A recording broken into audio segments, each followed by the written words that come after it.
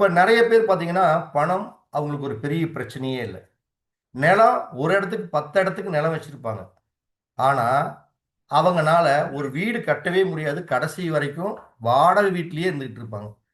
ஒரு நல்ல வீட்ல அவங்கனால இருப்பதற்குண்டான வாய்ப்புகளே இருக்காது. ஏன்?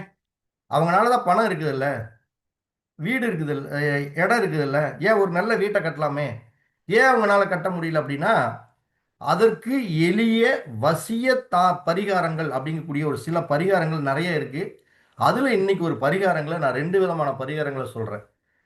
அதாவது உங்களுக்கு வீடு இருக்கு. ஓகேங்களா? வீடு இருக்கு. ஆனா, அந்த வீட்டுல அதான் நிலம் இருக்கு. உங்ககிட்ட நிலம் இருக்குது ஆல்ரெடி.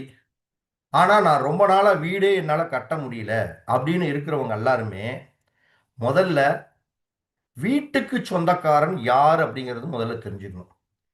நிலத்துக்கு அதாவது பூமிக்கு சொந்தக்காரர் யார் அப்படின்னு பார்த்தோம்னா, அது செவ்வா. அதே மாரி வீடு கட்டக்கூடிய கிரகத்துக்கு சொந்தக்காரர் யார் அப்படின்னா சுக்கிரன். அப்போ உங்ககிட்ட நிலமே இல்ல. எனக்கு வாழ்க்கையில ஒரு உருப்படியா ஒரு கையளவு காசு போட்டு கூட ஒரு இடமே வாங்க முடியல. அப்படி முதல்ல நான் ஒரு இடத்த வாங்குறேங்க. அதுக்கப்புறம் என் தலையில எழுதி வச்சிருந்தா நான் ஒரு வீட்ட கட்டுறேங்க அப்படிங்கக்கூடிய ஒரு அமைப்பு இருக்கிறவங்களுக்கு, முதல்ல இடம் அமைவதற்குண்டான ஒரு பரிகாரங்கள சொல்றேன். இது என்னோட வகுப்புகள்ல கூட நான் இதுவரைக்கும் சொன்னதில்ல. இன்னைக்கு வந்து வகுப்புல சொல்றாங்க. ஏன் அப்படி சொல்றேன் அப்படின்னா, இன்னைக்கு பாடத்திட்டத்திற்கு இன்னைக்கு யார் இந்த வார ஜோதிட வல்லுனர் நிகழ்வுக்கு வந்திருக்கிறது மிகப்பெரிய ஒரு ஜோதிட ஜாம்பவான். அப்படிப்பட்ட ஒரு ஜோதிட ஜாம்பவான் வரும்பொழுது, நம்ம ஒரு அவருக்கு பக்கத்துலனாச்சும் ஒரு நிகரா ஒரு தகவல சொல்லணும் அப்படிங்கக்கூடிய ஒரு இதுதான். அப்ப நிலமே அமையலைன்னா, நிலத்துக்கு உண்டான கிரகம் செவ்வாய்.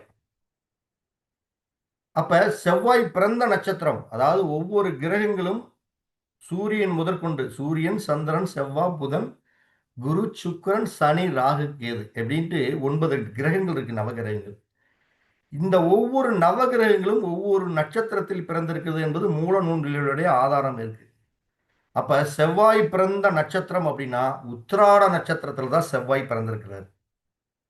அப்ப நீங்க உத்திராட நட்சத்திரம் வரக்கூடிய நாளில், அதாவது இடமே எனக்கு இதுவரைக்கும் நான் வாங்கவே முடியல. ஒரு இடம் ஒண்ணு நான் வாங்கியே ஆகணும்னு ஆசைப்படுறவங்க, உத்திராட நட்சத்திரம் வரக்கூடிய நாள்ல உங்க ஊர்ல இருக்கக்கூடிய நவக்கிரக கோயில் இருக்கும். அந்த நவக்கிரக கோயில்ல செவ்வாய் பகவான் எங்க இருப்பாரு? தெற்கு பக்கம் தான் செவ்வாய் இருப்பார். அந்த உத்திராட நட்சத்திரத்துல செவ்வாய் பகவானுக்கு நவதானியங்கள் 9 நவதானியங்கள் தெரியும்.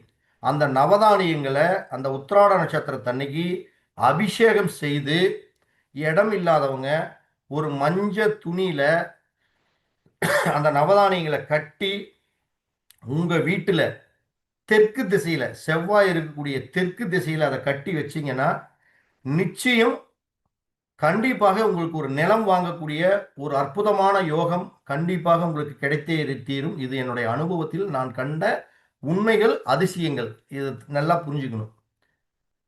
2வது பார்த்தீங்கன்னா, ஒவ்வொருத்தருக்கு நிலத்த வாங்கி வச்சிருப்பாங்க. ஒரு இடத்துக்கு 10 இடம் இருக்கும். ஆனா வாடகை வீட்லயே இருந்துட்டு இருப்பாங்க. ஆனா சொந்த இடத்துல ஒரு வீட்ட கட்டி போக முடியாது. அப்ப இவங்க என்ன பண்ணணும் அப்படின்னா, வீட்டுக்கு சொந்தக்காரர் யாரு? பொதுவா வீட்டுக்கு சொந்தக்காரர் அப்படின்னாவே சுக்கிரன் தான். அப்ப சுக்கிரன் பிறந்த நட்சத்திரம் அப்படின்னா மக நட்சத்திரம். அப்ப இந்த மக நட்சத்திரம் வரக்கூடிய ஒரு நாளில் மக நட்சத்திரம் வரக்கூடிய நாள்ல நவகிரகங்கள்ல சுக்கிரன் எங்க இருப்பாரு? கிழக்கு பக்கம் பார்த்து இருப்பார்.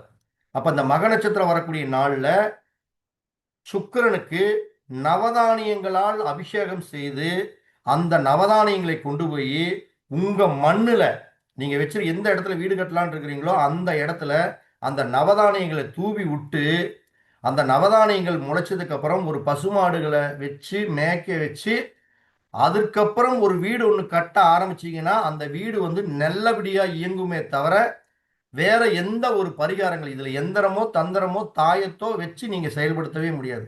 இல்லைங்க நான் முதல் டைம் போட்டு அது முளைக்கல, 2வது டைமும் அதே மாதிரி மக நட்சத்திர தண்ணிக்கு போய் நவதானியத்துக்கு கிழக்கு பக்கம் சுக்கரன் இருப்பாரு, அந்த நவதானியத்தில் அபிஷேகம் பண்ணி அந்த நவதானியத்தை கொண்டாந்து உங்க இடத்துல மறுக்க தூவிட்டு நட்டுங்க.